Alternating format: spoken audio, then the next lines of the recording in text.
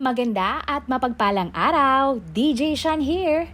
Huwag kalimutang mag-like, comment at mag-subscribe para sa araw-araw na Tagalog facts at mysteries na dagdag kaalaman. Tandaan, knowledge is power. Ang kwento po natin ngayon ay tungkol sa pagkain at mga medikal na kondisyon. Layunin po ng video na ito ng magbigay lamang ng kaalaman. Paalala lang, ang mga impormasyon at iba pang nilalaman ng ating kwento ngayon ay hindi nyo po dapat gamitin bilang basihan sa paggamot ng inyong mga karamdaman. At kung ang mga sintomas o sakit po na masasabi sa kwentong ito ay inyong naranasan, ang payo po namin ay kumonsulta agad sa isang doktor. Kapag nanonood ng isang movie sa sinehan o kahit sa bahay, isa nga sa madalas na kainin ay ang popcorn. Isang pagkain na mula sa mais, nilalagay sa microwave oven at ilang minuto lang ay luto na nga ito. Habang niluluto, maaamoy mo ang napakabango at mahalimuyak na flavor nito. Karamihan nga sa mga flavor nito ay butter, cheese, barbecue at sour cream.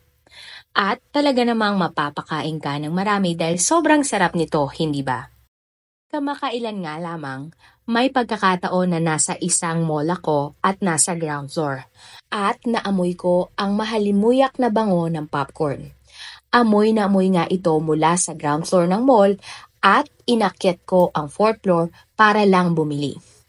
Pero alam mo ba na masama pala ang pag-amoy ng popcorn? Sinong mag-aakala na ang pagkain ng popcorn ay pwedeng mahantong sa isang open heart surgery?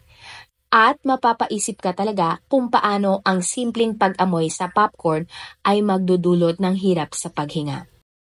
October 2019 sa UK, si Adam Martin, 41 years old, isang bumbero ay muntik nang mamatay at kalaunan ay inoperahan sa puso dahil sa isang impeksyon.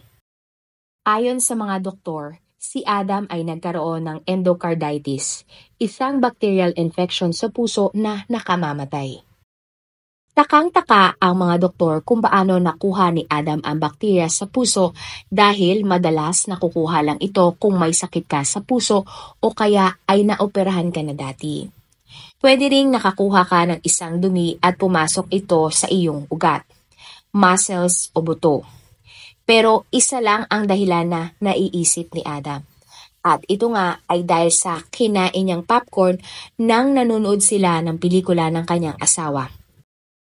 Paniwala ni Adam, nagsimula ang kanyang impeksyon dahil pagkakain ni Adam ng isang popcorn ay may bumarang popcorn sa pagitan ng kanyang ngipin.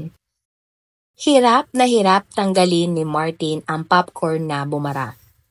Inabot ng 3 araw ang tinga ng popcorn na bumara nga sa kaliwang bagang ni Adam.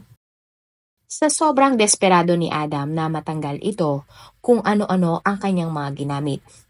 Gumamit siya ng toothpick, takip ng ballpen, manipis na alambre, at pati maliit na pako. At matapos nga ang 3 araw ay natanggal din ni Adam ang popcorn sa kanyang bagang. Ngunit matapos ang 1 linggo ay tinrangkaso si Adam. Agad namang nagpunta sa doktor para magpa-check up si Adam. Napansin ng mga doktor na kakaiba ang tibok ng puso ni Adam. At nang i-check ang kanyang dibdib, nirekomenda ng mga doktor na magpa-blood test at x-ray siya. Pinauwi naman si Adam kahit na may mga trangkaso pero di nagtagal ay bigla na lang nagkaroon ng paltos sa kanyang paa na parabang nangingitim. Senyales na mayroong ang impeksyon sa kanyang katawan. Napaka-delikado ng endocarditis ayon sa mga doktor dahil kapag hindi ito nagamot ay sisirain ito ang mga heart valves o ang mga ugat sa puso.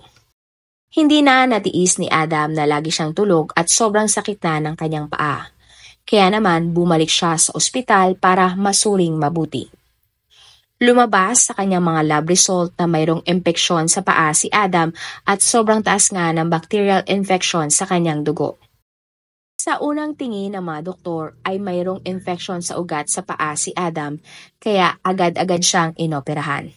At inabot nga ang operasyon ng 5 oras. Naging matagumpay naman ang operasyon ngunit hindi pa din bumubuti ang lagay ni Adam. Sa lab result ng chest scans ni Adam, nakita na ang kanyang puso ay may mga tama na dahil sa bacterial infection. Inilipat si Adam sa ibang ospital para ma-open heart surgery na inabot ng mahigit 7 oras para palitan ang aortic valve at ayusin ang mitral valve ng kanyang puso. Ayon kay Adam, hindi daw maayos ang tibok ng kanyang puso at parang nawasak na nga ito. Kinain daw kasi ng bakterya ang ugat ng kanyang puso. At dahil nga dito, nangako si Adam sa sarili na kahit kailan ay hindi na siya kakain ng popcorn dahil sa nangyari sa kanya. At hanggang ngayon ay kathang isip sa kanya kung paano nauwi sa opera ng puso ang pagkain niya ng popcorn. Mabuti na lang, wala pang 1 buwan ay nakarecover agad si Adam at nakabalik na sa bahay kasama ang kanyang asawa na si Helen at 3 nilang anak. Ayon kay Helen na isang teacher, inabisuhan niya ang publiko na kapag may masakit ng ngipin at may trangkaso ay agad na kumonsulta sa doktor. Kung mas maaga daw sana nagpunta sa dentista o doktor si Adam ay hindi na siya maooperahan. Ang ating gums kasi ay daluyan ng mga bakterya na dumediretso sa ating puso. Ang pangalawang kwento naman natin ay nangyari sa Colorado, USA. Si Wayne Watson, 52 years old, ay nakaugalian na kumain ng paborito niyang brand ng popcorn 2 beses sa isang araw sa loob ng 10 taon. Pag-amin pa nga ni Wayne, minsan 3 balot umano ng popcorn ang nakakain niya sa loob lamang ng 1 oras. Araw-araw nga ay nakaka2 balot ng popcorn si Wayne at kung susumahin ito ay halos 7,300 bag ng mga popcorn. Ayon din sa kanya, hindi siya kumakain sa fast food pero pag uwi niya ay popcorn naman ang kinakain niya galing sa trabaho bilang isang salesman. Mahilig si Wayne manood ng mga movies kaya sinasabayan niya ito ng pagkain ng popcorn. Pero nagbago ang lahat ng ito para kay Wayne ng taong 2007. Nagkaroon si Wayne ng isang sakit sa baga. Ang sakit ay bronchiolitis obliterans o mas kilalang popcorn lung. Ano nga ba ang popcorn lung? Ang popcorn lung ay isang nakamamatay na sakit na karaniwang nakukuha ng mga nagtatrabaho sa isang pabrika na gumagamit na chemical na diacetyl at matagal na exposure sa chemical na ito. Tinawag ang sakit na popcorn lung dahil taong 2000, nagkaroon ng sakit ang 8 tao sa isang pabrika. Lumabas na pare-pareho silang nahihirapang huminga at iisa lang ang sakit nila, ang bronchiolitis obliterans. Ang 8 tao na mga ito ay factory worker sa iisang kumpanya na gumagawa ng popcorn. 4 sa mga factory worker ay malala ang naging komplikasyon, kaya kinailangang sumailalim sila sa lung transplant. Sa katagalan ay dumami pa ang nagkaroon ng kaparehong sakit at mayroon ding mga nasawi. Lumabas na nakuha nila ang sakit ng popcorn lung dahil sa chemical na diacetyl.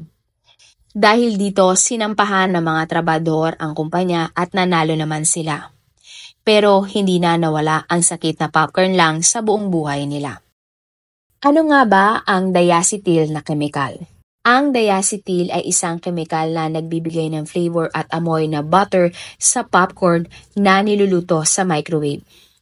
Kapag natunaw ang butter na flavor ay lumilipat ang chemical na ito sa popcorn at kapag inamoy mo ito ay nalalanghap mo ang chemical.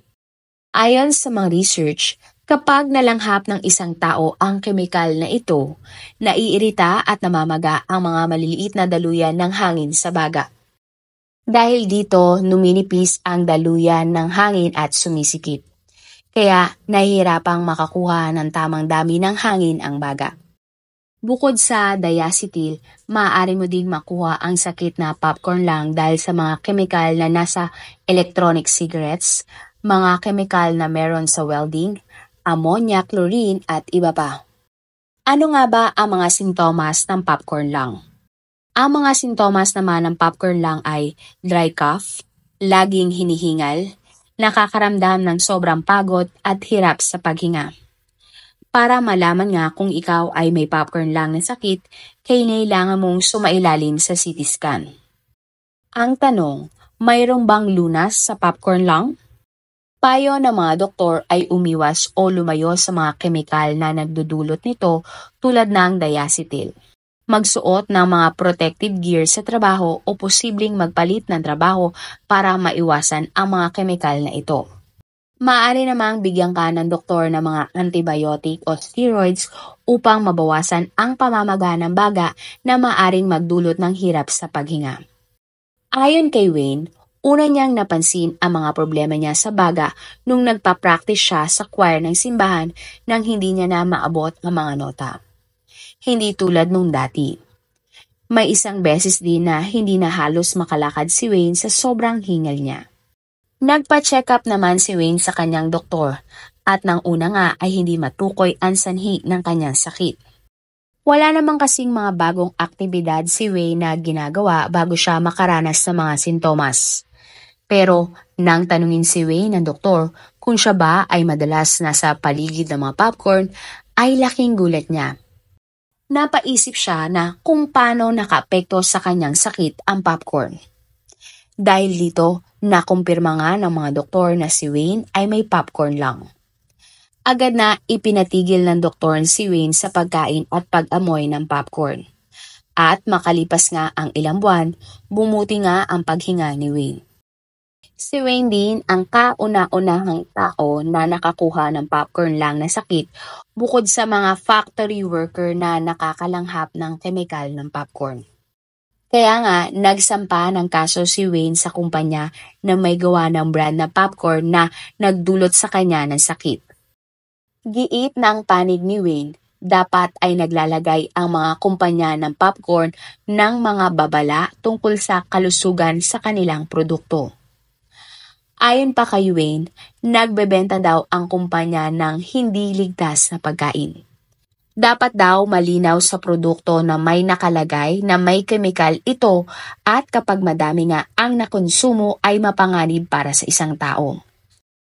Pero depensa naman ng abogado ng kumpanya dahil sa trabaho ni Wayne na salesman kaya niya nakuha ang sakit at ang tinda daw kasi ni Wayne ay mga kemikal na panglinis.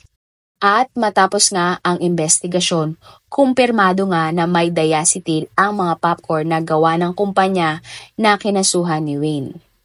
Nakita din sa bahay ni Wayne ang mataas na bilang ng kemikal na kasing taas ng nasa pabrika ng mga popcorn. Matapos ang trial, napatunayan na guilty ang kumpanya kaya nagkasakit si Wayne. Dahil dito, inawarda ng korte si Wayne ng $7 million o humigit kumulang 294 million pesos matapos ang trial. At kailangan tong bayaran ng kumpanya kay Wayne. Ayon naman sa isang news article ng taong 2007, ang ilan sa mga malalaking kumpanya na gumagawa ng popcorn ay itinigil na ang paggamit na chemical na diacetyl sa kanilang mga produkto.